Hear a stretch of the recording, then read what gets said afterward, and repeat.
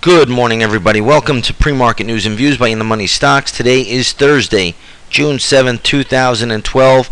There's a lot to cover, so let's get into the charts here. We're going to start off with the S&P 500 E-mini futures. They are trading higher this morning by 10 points to 1325.5. It's a very, very good move for the S&P futures. Looks like right around 7 o'clock or so, I believe China came out and lowered their interest rates by a quarter point. That has caused a big spike in the futures. Again, this morning, you also will have Ben Bernanke speaking and testifying at around 10 o'clock. So a lot of people are waiting to hear if they hear some QE-4 news. China has fired the first bullet, lowering rates by a quarter percent. We'll see what Ben Bernanke says he's going to do, if he's going to do anything. But I believe that he will leave it out there where he will do something. The Fed does have a meeting coming up, an FOMC meeting, I believe, on June 20th, June 21st. So just realize that he's probably going to dangle that carrot out there that more quantitative easing is a possibility. I think around that time, though, in June, he will let people down, as he will not do it. But in any case, China has fired the first blow there and has lowered rates. So they are going to start to try and inflate. That could be, slightly bullish today, I guess, for a lot of the base metal stocks, also oil. The one thing I've noticed today, even with that China rate hike, gold is not rallying. So one thing I really took a look at quickly is the gold markets. The gold markets are actually just lowered by 7 points, but gold is down $7 to $16.27 an ounce. Normally you would think gold would be rallying on the China rate cut, but that did not happen. We'll have to see what happens today after Ben Bernanke speaks and see how it plays out. If he lowers rates, then gold would surge, in my opinion. But I'm just in the camp that I don't believe he's going to do it, but we'll see. In any case, you do have some more news coming out of Europe today. It looks like Spain held a bond auction. I believe they sold 2 billion euros worth of debt. Not a big deal. It looks like yields climbed a little bit, then they sold off a little bit, so yields dropped a little bit. So, we'll see where it is, but nonetheless, Spanish yields still around 6%.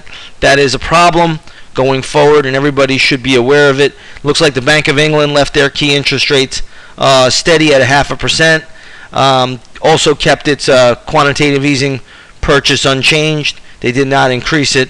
At 8:30 this morning, we'll also have the weekly jobless claims report at 8:30, so we're going to have to watch for that. And then the Ben Bernanke, he'll testify, I believe, in front of Congress of some sort at 10 o'clock in the morning, and everybody will be watching that as well to see if he says anything about another QE. But we'll see how it all plays out and shakes out. Now, this morning, futures are trading sharply higher. Usually that comes on the back of a falling dollar. Sure enough, take a look at the U.S. dollar index. Although it's getting a little bit in this candle here, has fallen sharply. Look at the daily chart of the dollar. This is pretty amazing. But the dollar has really come down pretty steep over the past 5 days. Hence, you have, a 4 or 5 day rally on your hands, and that's all it comes down to. The dollar dictates every move in this market. But dollar is lower today, trading lower right now by about 28 cents.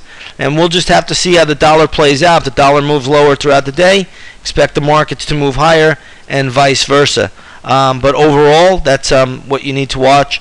Watch the dollar very, very closely. It will tell you everything that you do need to know. The European markets this morning are all trading higher, so we'll have to watch that there. Really no problems in Europe.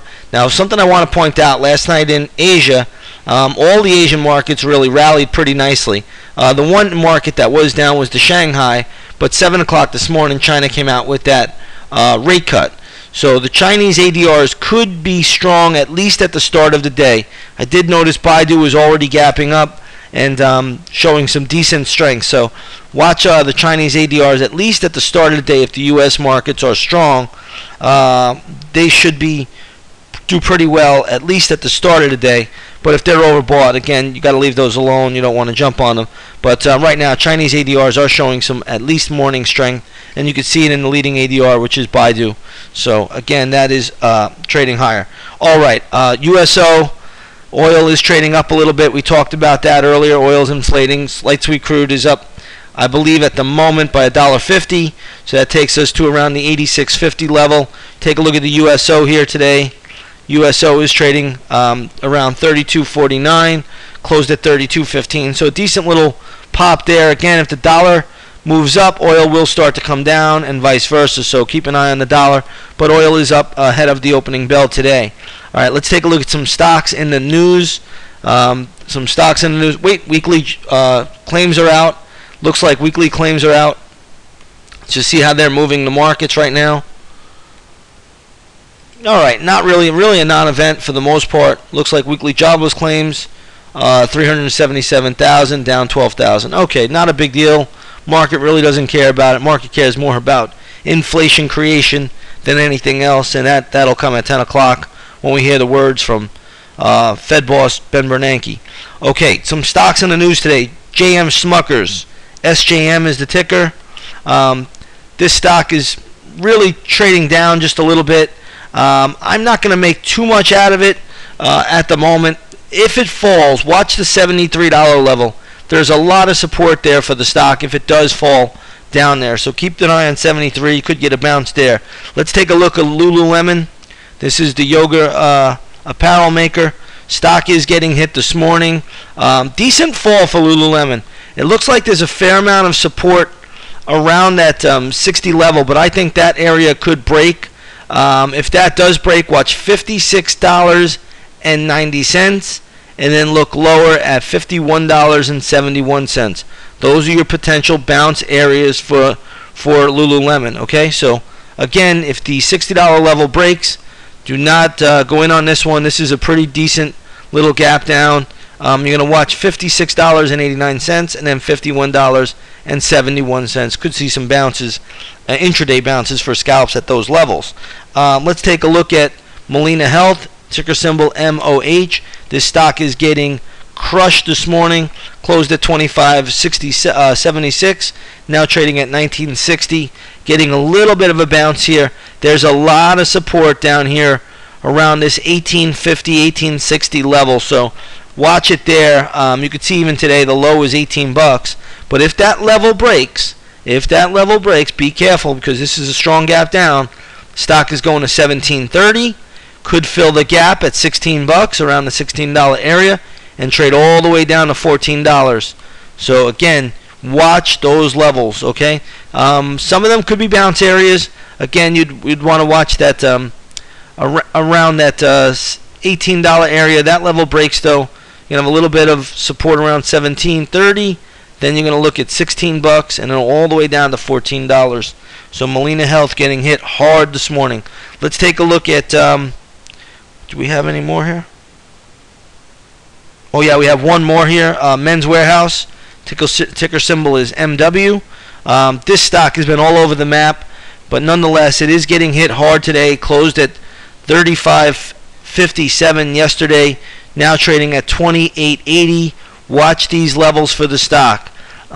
Any close below this morning low, you're going to have to go much lower on the stock. There'll be some support around the 26.40, 26.30 area, and then after that, it's all the way down to $24.60.